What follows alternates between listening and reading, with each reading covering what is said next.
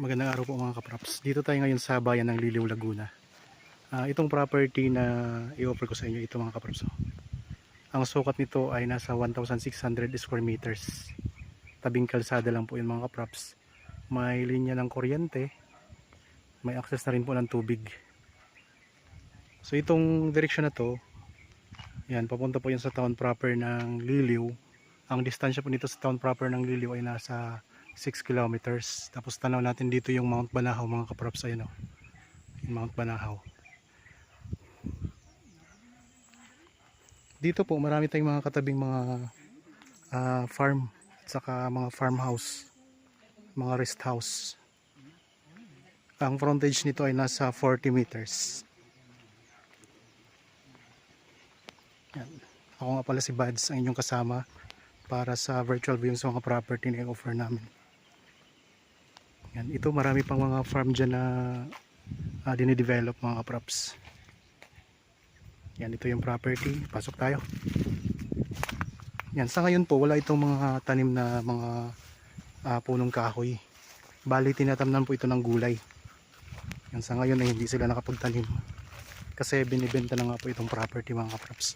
Meron tayong matatanaw na bundok dito.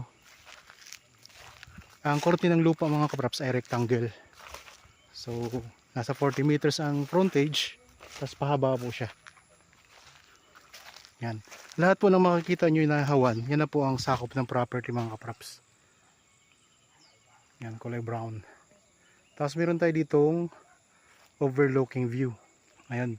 Matatanaw natin dito ang Laguna Lake at saka yung Rizal Province mga kaprops. Tapos dito sa kabila, ang matatanaw na natin mga bundok. Matatanaw natin dito ang Mount Banahaw at saka yung Mount San Cristobal. Kung mahilig kayo magtanim mga kaprop sa mga gulay, maganda rin po ito kasi ang lupa dito ay mataba. Dito kasi nanggagaling sa Liliw ang mga gulay na binabagsak nila sa Santa Cruz. Ito kasi Liliw mga kaprops, katabi po ito ng Nagkarlan, Magdalena, Pagsanlan, tapos malapit na lang din po sa Santa Cruz.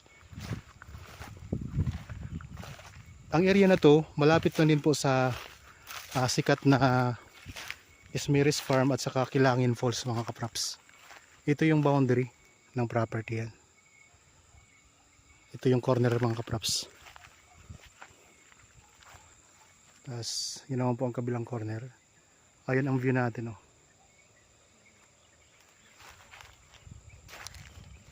Yan, may overlooking view din po tayo. Ang dokumento nito mga kaprops ay tax declaration. Pero may mga kakilala po kami na nagpa-process ng tax declaration papunta po sa title. So tamang proseso naman po yun. Yan ang Laguna Lake mga kaprops oh.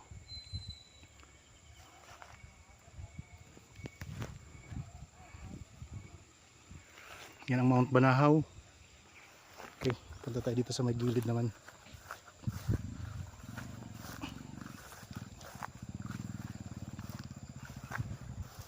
May mga kapitbahay na rin man tayo dito mga kaprops. May mga bahay na tayong katabi.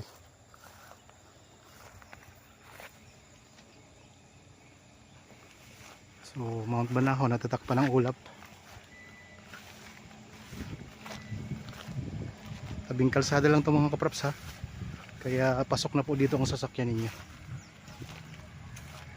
Pwede kayong magtayo dito ng inyong rest house. Kaya pwede nyo gawing ano dito, camping site din kasi may overlooking view eh.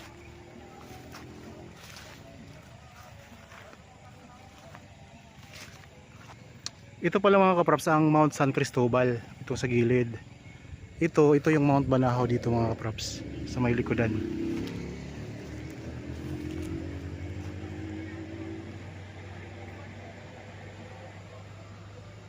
Yan, ikot ko lang ang camera. Nandito ako sa gitna ng property ngayon.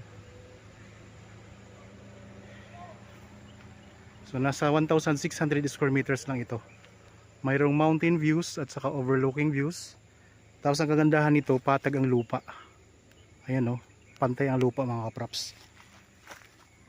Meron kasi akong mga property na mayroon ding mountain view, pero napakaganda naman. Tapos tanaw na tanaw din yung Laguna Lake. Kaso lang po ay ano siya, slope. Pero itong property naman na to, pantay siya. Tingnan niyo no, pantay siya palibot. Tapos ayan ang view natin.